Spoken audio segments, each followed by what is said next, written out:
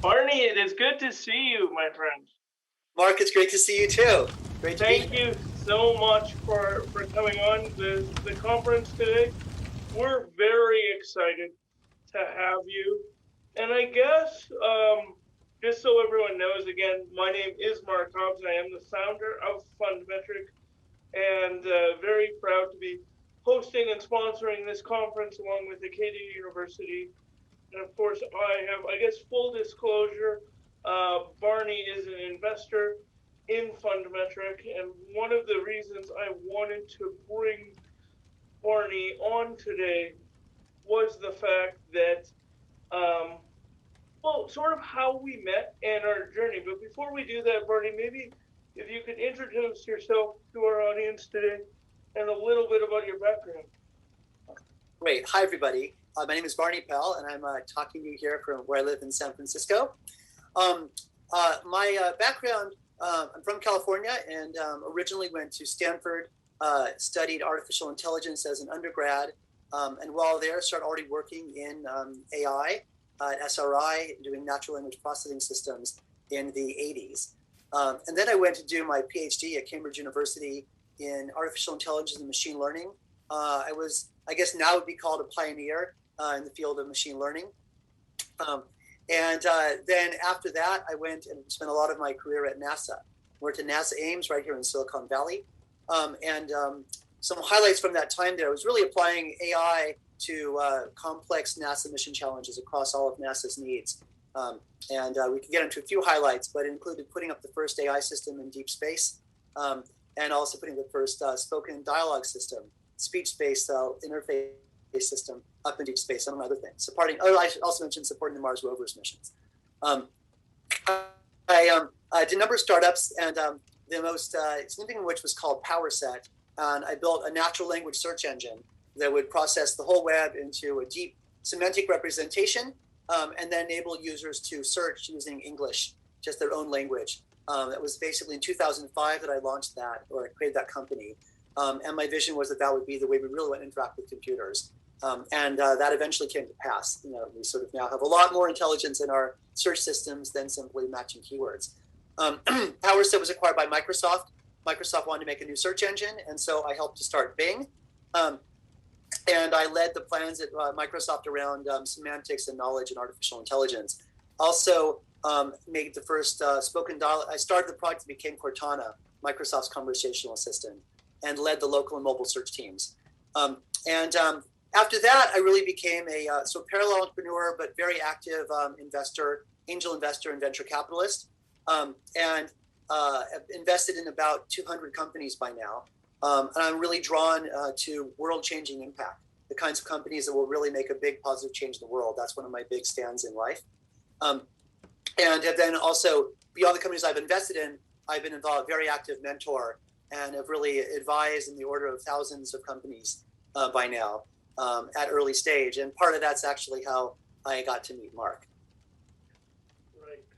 And I think one of the requests we constantly receive at Fundmetric is, can you identify transformational donors and people who can really make a difference for our organization? And what is it that those people look like? And when we sort of ran the Venn diagrams, if you will, and said, okay, who can speak about artificial intelligence, but also can speak about having a large philanthropic role, your name came up, Barney, to be blunt. And I think one of the most interesting things about that is sort of speaking about some of the philanthropic things that make you want to make an impact. And you mentioned, having an impact and as large of, I guess, a high volume of things, as many spheres as you possibly can, has always driven you to make a gift or to get involved with the company. Are there parallels between, I guess, what you've learned in business and what you look for when nonprofits and charities come to you for support? Yeah, that's a great question. I think I tend to generally think about scale, right? And so basically, how can we impact as many people as positively as possible, and then efficiency. per unit dollar, right? So basically, and I look for that in really any organization. Like we basically want to be high impact and very efficient, addressing clear vision, right? So all those things, it's very similar between looking at a startup company that wants to go out and change the world, right, and a nonprofit that wants to go out and change the world. And each are basically different, come from different places and have different tools. But a lot of the things are really the same.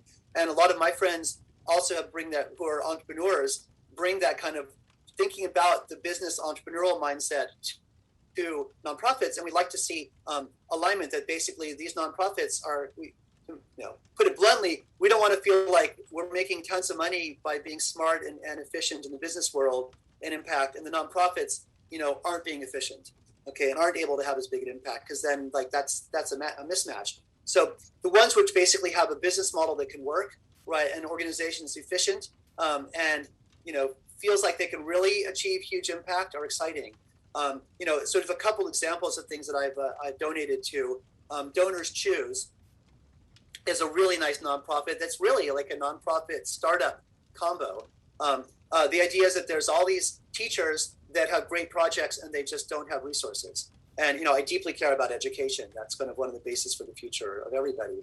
And so what they had said is kind of a marketplace where the teachers can put up their projects and they articulate the best projects and how much money they need and what they're going to achieve. And then donors can come and just look across all the projects and say, okay, great, I'll fund this one, I'll fund this one.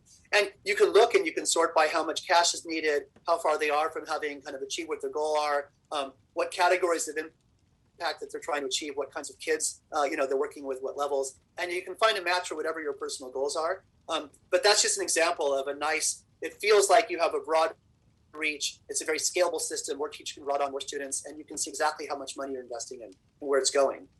Another one that I was very active with, a couple more, but one is Quest Scholars that became Quest Bridge. And it's a high-touch education. Well, it's an initiative, it's a high-touch educational system to deal with educational meritocracy in America. So, there's all these high talent but low income, low socioeconomic status kids out there, and they're just amazing minds. I was one, such kid.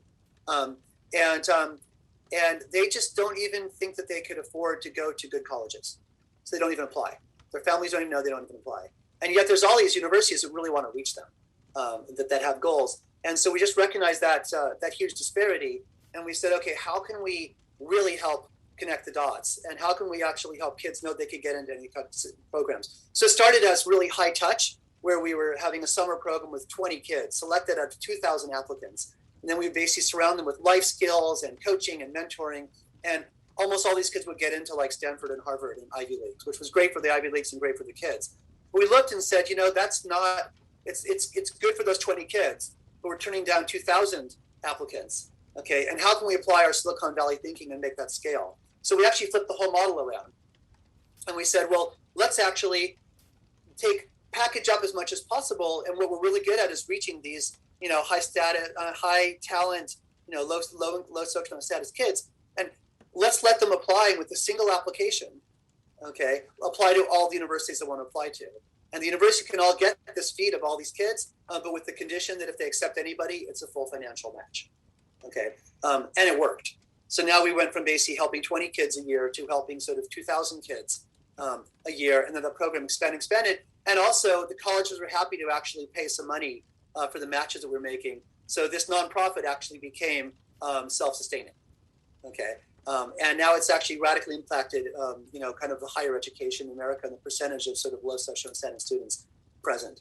So anyway, those were a couple of examples.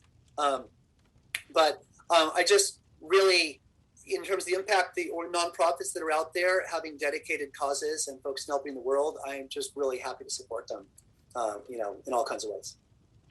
Yeah, and I think, you keyed on a couple of things. I think the business model of nonprofits and the intersection that technology in general can play, specifically AI, but that intersection is sort of how we met. And I think that might be an interesting place to go.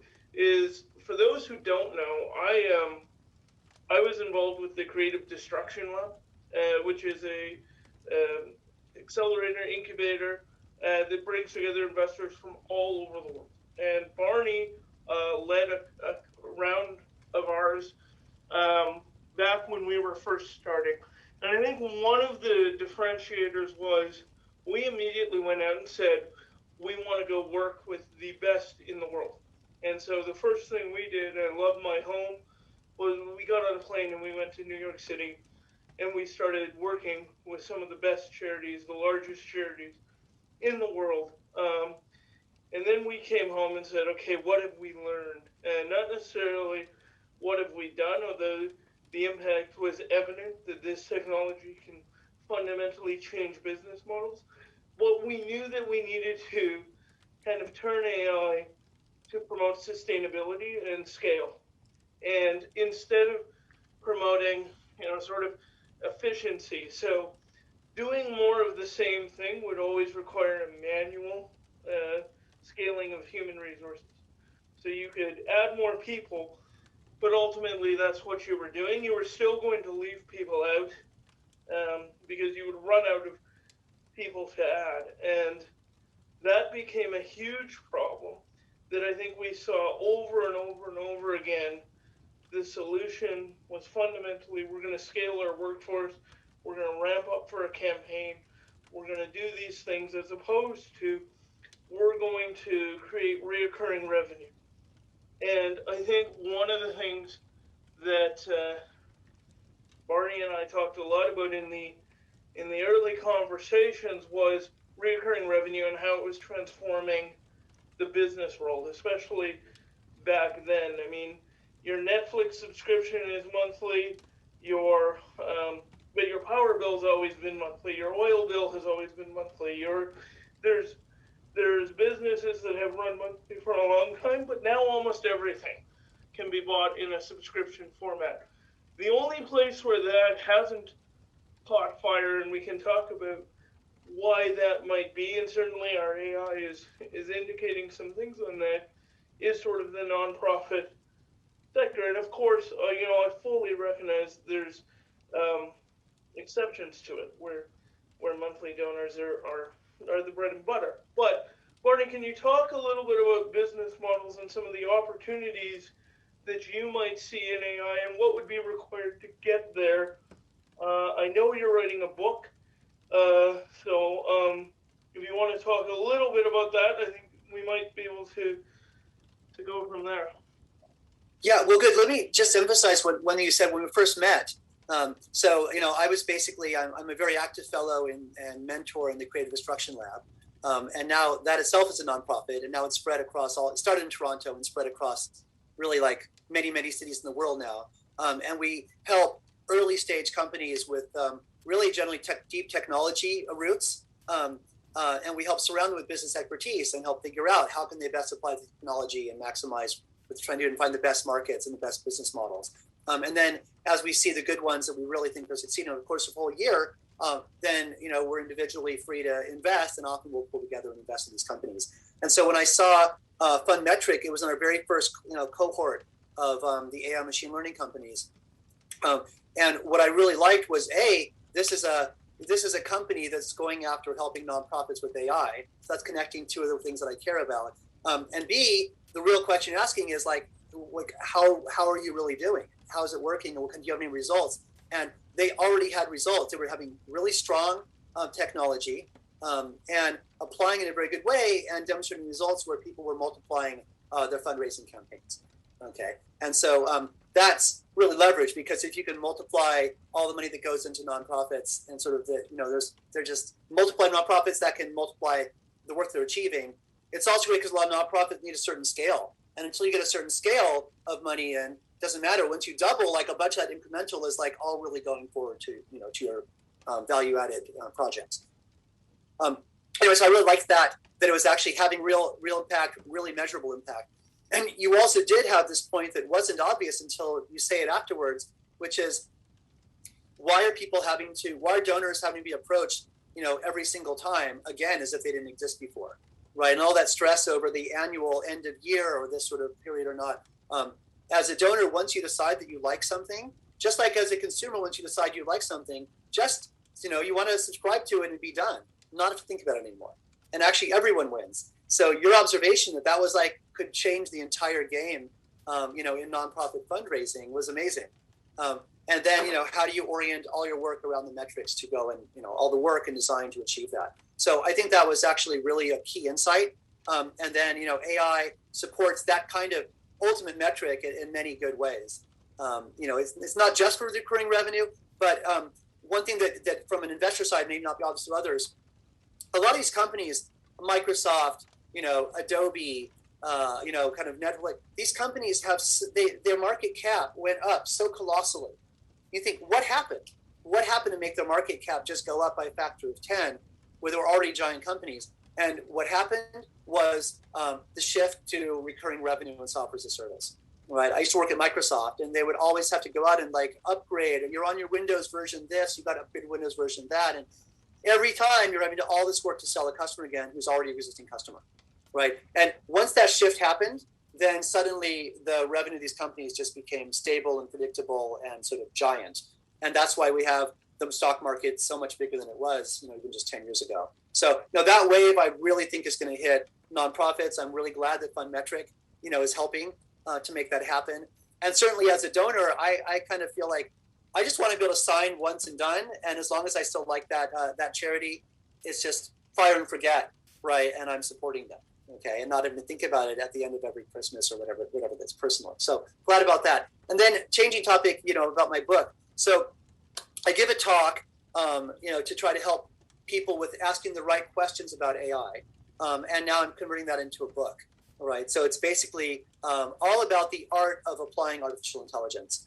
And one observation, having been both starting my career as sort of a researcher and technologist and then moving into becoming an entrepreneur and business person and investor, one thing that I've really seen over the course of my career from all these different angles is that the art of applying AI is at least as important and actually harder than sort of the raw AI technology. And there's a set of questions that you need to ask about any AI application. And if you ask them early and have good answers, you can do a good job. And if you don't ask them, then you're often going to have failure in your projects. And so I've been packaging up those questions, those crucial questions, I call them, into a set of modules. And then that's the book that I'm writing. So, as we were talking about, you thought it'd be fun to share a few of those. And we can even talk about, I think I'm going to be using FundMetric as an example in my book of some of these kind of, cases and questions. But one of the key ones that begins any AI project is where are you getting your data? Okay, and so it turns out I was also chairman of the scientific advisory board of Crowdflower Figure 8, and we're one of the world leaders in data annotation and helping companies with data. And we did a survey across data scientists. Those are people whose professional work is around data. They spend 85% of their time just packaging, preparing data. They want to do machine learning on top of AI, but almost all the time is spent there. So, how do you get your data? And also, how do you make sure the data is clean and high enough quality for your task? And how do you make sure your data is actually fresh? Because if you do a just job at the beginning and you don't have your data later, things will drift and you won't be able to continue succeeding. So it's a really key question I asked to all startup companies, and maybe you want to talk about that and how that played out for FundMetric. Yeah, well, I think the key thing that FundMetric realized very early on was that the existing data almost anywhere you went for nonprofits, like the for-profit world, wasn't perfect, but nonprofits didn't even have the ability to change. So the resource constraint was extreme. And so what we started doing with that was generating the data and literally taking your existing communications and empowering you to be able to collect more information. Rachel touched on it in her presentation earlier, where it was all about timeliness. And timeliness is one of those big factors that I think is overlooked when we look at what type of data do you actually have. Everybody can track the time that the donor interacts with them. Everybody can track how often that donor is interacting, and they can do that in a non-creepy way. I think where the creepiness factor comes into it is when third parties are doing it. And setting that aside for the purposes of this talk, I think that the timeliness factor in most of our models is outranking the demographics. So right now, a very typical way to think about it is, okay, we take our wealthy people, We start with them and we go down the list. And actually what you'll discover is that that data source isn't always the most accurate. And so there are people within your database that aren't being popped up who are very, very highly engaged. And that affinity is going to rank higher in the models. The other thing about affinity is it runs universally across all levels of giving. So where certain types of data are only applicable to major donors or transformational donors or plan donors, everybody has an affinity and has an engagement. And so that has been transforming the amount of data we have and our ability to capture it. I mean, it was an incredibly hard problem. And I think you and I spent a couple of phone calls where it's like, this is taking us weeks, if not months. And Nick Hatt is in the audience today, and he can talk about the evolution. But we are down to weeks, if not days, to map your data, to get it into a system, and we give it all back to you. And that was the other key thing. I don't think the future of AI is in holding data hostage. And I think some of the business models out there, two problems with them. They put a sticker on it that says AI, and it's not really AI. And the other one, of course, being that they hold your data hostage. So you don't get that time data. You don't get pieces that come along with the information you're actually receiving because you can't capture it. You can't see it. And we make that possible. So that's how we dealt with that. But it was by far the hardest problem. And it's something that we really pride ourselves on. If you don't have the information, you want the information, that's where we specialize, I think, first. But what was the other? I mean, you mentioned adoption. I don't want to push the. We'll go in order of your chapter. Well, I think one of the other ones is around usability. Okay, and so these AI systems be super complicated sometimes, and people don't actually know kind of how to make it work and where it fits into the normal workflow and how much has to change in order to be able to use it. So these are questions I always look at. You know, how is it going to be understand and how is it going to be understood? How's it going to be usable by your target customer for your application? So, I think it's interesting when we look at the larger AI market that's available for nonprofits and some of the tools that are out there. One of the things we try and do is make it so you can use your existing systems. We don't care where you send your emails from or where you process your donations. We think you could be missing out on data, not doing it specific ways, but we're more than happy to push and pull your data wherever it needs to go and to make those incremental steps. So you change something that's future-proofing your data, and that's the change that we're making first. Everything else is incremental and can be taken on after the fact, and that helps deal with the human side of the problem, which is often just being understaffed and under-resourced in a nonprofit's case. But I think there's also some misconceptions and myths out there about it that Mike had touched on it, that AI works for everything, that it's sort of the whole enchilada. And I don't want to leave you too much, Barney, but no, that's where we're going to go. Stories around it, yeah. So, and a lot of my book and these lessons are really hard fought from my own personal experience of being involved in AI projects or sort of other friends and things, and collect them. Once you're looking for them, these examples are everywhere. But at NASA, I mentioned one of the first things that we did was NASA wanted to build an autonomous spacecraft. Right? They wanted to build a spacecraft that could be sent up in space and be able to have goals and plans and execute those goals and plans without having to rely on people on the ground. And then to be able to, when there's opportunities, take advantage of opportunities like this comet's coming and capture a picture, or when there's problems, be able to recover from those problems, continue with this mission. So they wanted a whole level of autonomous advanced control, kind of like self-driving, that was a predecessor of self-driving cars, really, that kind of stuff. And initially, they were so excited about AI and autonomy that they were saying, we don't want to even have humans, we want to get the goals up front ones, we don't even want to have humans communicating with the darn thing. Okay, we don't want the temptation to be operating it. We want to just say it's off, and the AI system, does it all. Just send us back the good data. Thanks very much, and that's how we'll get rid of all these people that are involved in these missions today. And so I went out and started talking to the mission operators, the people who was responsible for these missions, and they said, every time these autonomy and AI people put in some new features, we have to hire 2 more mission managers, okay, to cope with it, okay? And the reason is that they think it's going to be easier, but they're actually increasing capability, which is great. But we know we're going to be needed, and they're not thinking about our role. And so we have to work around. It gets harder and harder and harder as they add more features, okay? And so I realized that the actual requirement wasn't minimize human interaction with the system, okay? It was actually to minimize the need, for humans to do things they don't want to do, but actually make them as capable as possible in managing interacting with the system, right? So it's actually a more complicated requirement.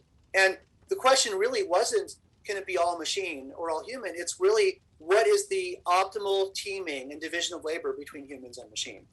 And once you think about that, that's one of my most crucial questions. And it changes businesses. AI people come to me all the time, we make this fully automated system. And I say, well, why is fully automated the right solution?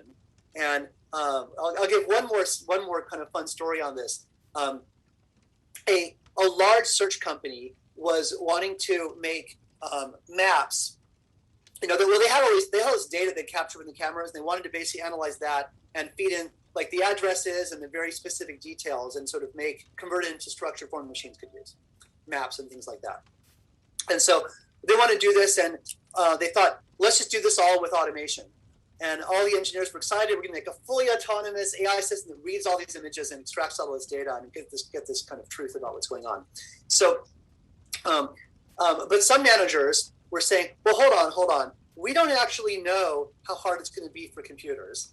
We don't know what are the hard parts for humans. Why don't we go and just hire a whole bunch of people? And they said there's like 10,000 people in India. Okay, and we'll just let them do it first, and we'll watch them carefully, and we'll see what are the things that are basically could be automated. And we'll automate one at a time the sort of most important pieces that have leverage for people, and then we'll see. We'll do that. We will be guided for our AI work. And so they saw pretty quickly that there was something they could do that people were spending 1/3 of their time on. So they automated that, and now you're down from 10,000 people in India, right, to 3,000. Okay, and a little while later, they saw something else that was like another 1/3 of the time they could do. And, by the time they were done within basically about 1 year, they were down the level of about 300 people. Okay, right? And actually, it never made sense to fully automate that last bit. Okay, right? But it was only by supporting people and knowing what was the hard part that could support people that they were actually able to do that work. And, and then they were always able to be in business and have a system.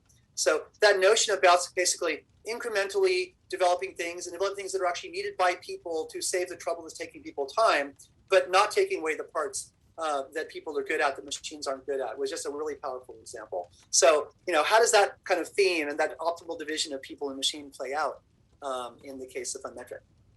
Well, I think for us, what we've realized is people are the best relationship builders. And donors, it is a relationship-based industry. It's a relationship-based business. And so we don't try, and there are systems out there that try and make a gift officer more productive. So we're going to send more emails, we're going to harass more people. But I actually think it should be applied on the other end. I think you can probably train a machine to say to you who's got the most affinity that we haven't talked to that wants to hear from us. And there are those donors that opt in.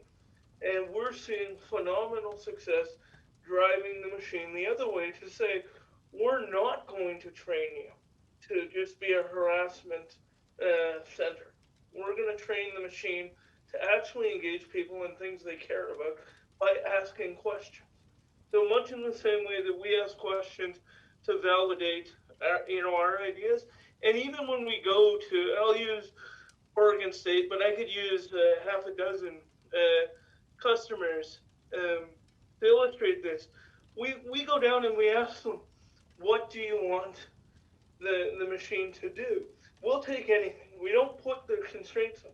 And then we go back and we go through the data with our experts, with Dr. Lee, and we simply explain, well, we're not capturing enough positive and negative examples to do that, but here's how we can do it. And those experiments have led to people actually picking this up and actually trying it. And to say that it comes without work would be untrue, but to say that it's nearly as hard as the sort of full automation or they were going to make him more productive stuff doesn't tend to produce the ROI. And what we can do is a 4 or 5 times return on investment very, very easily with AI today. So I think the other problem is sort of this is something that's happening tomorrow. Maybe I guess I will humbly submit to the audience that it's happening right now, and there's plenty of evidence to support it. One question I will throw out to our audience is if you have an example of where you've tried to implement technology recently, what was that split and what were the challenges getting it done? And if it comes down to asking the wrong question, what do you think the correct questions we should be asking? You can put that in the chat for us, and we'll try and get to it throughout the day.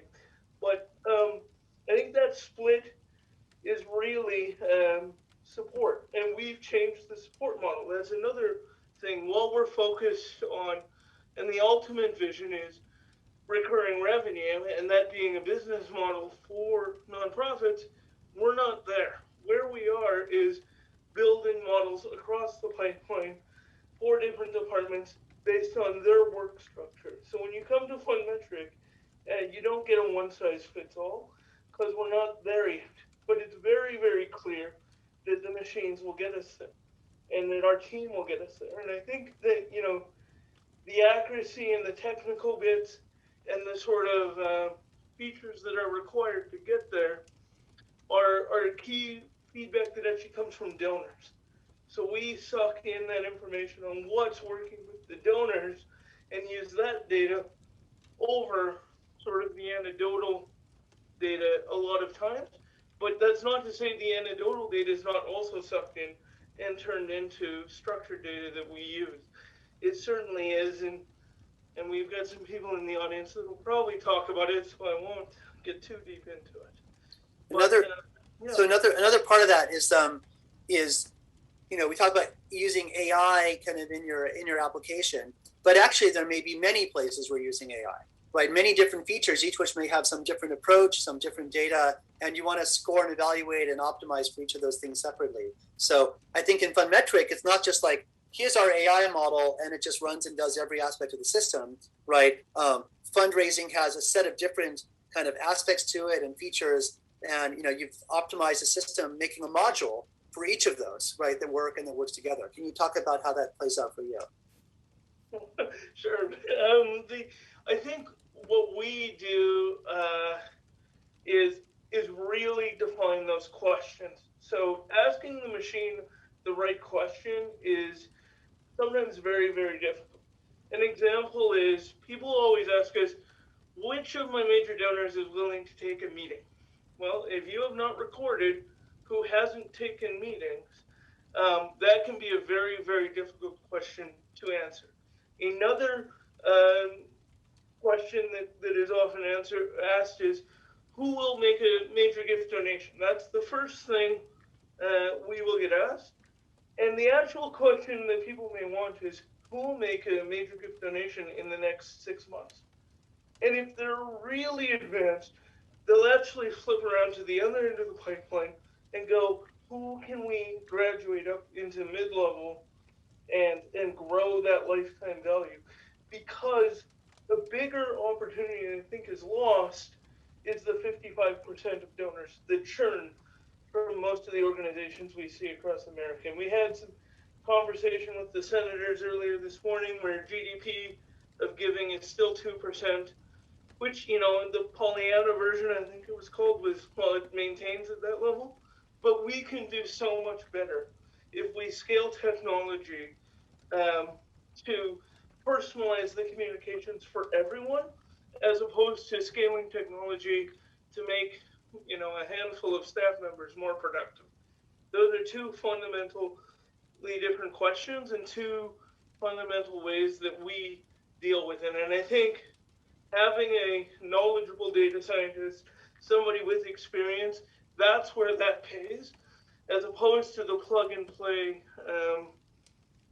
efforts that you could make.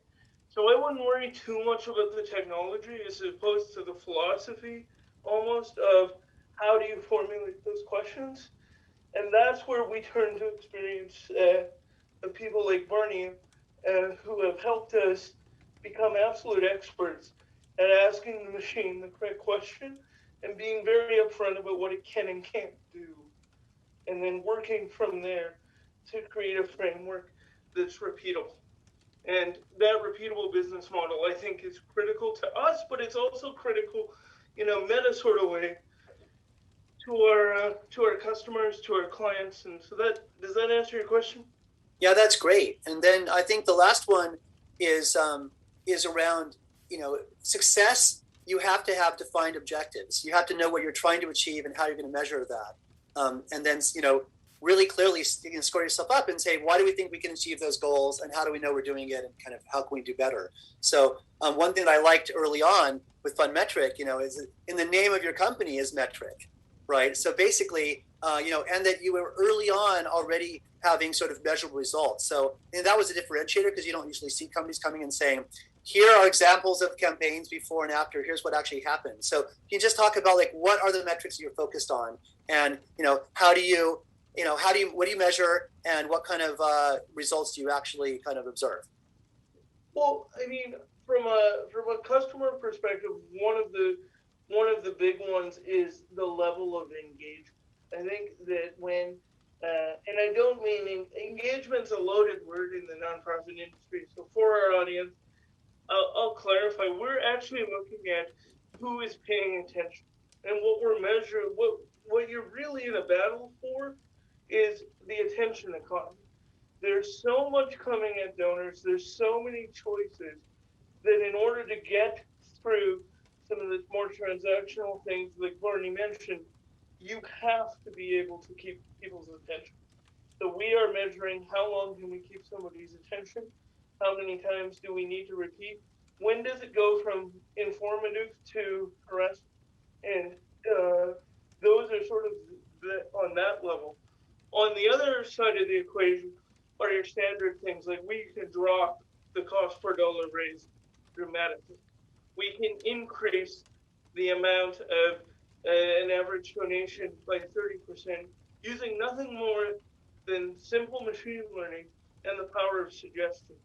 But because we can track that entire donor journey in a non-intrusive, privacy-first manner, and use virtually non-personal identifiable information to create this, we can actually measure how often. So one of the results that's coming to my mind for reasons I do not know why is we can, in comparison to phone campaigns, we get 30% more conversion, and it's because we know who wants to hear what. It's not just who do you call, it's what do you tell.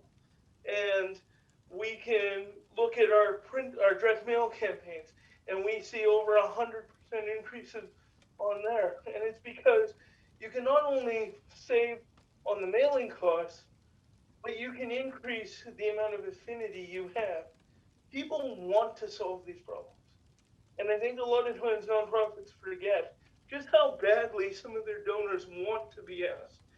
But if you forget to send that piece of mail or make that phone call or send that email, that's on you as an institution.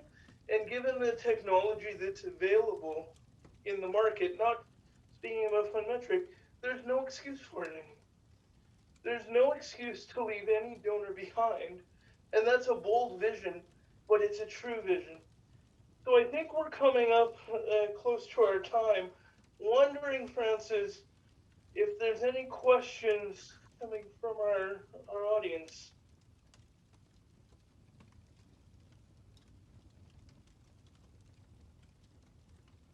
All right. Well, I think that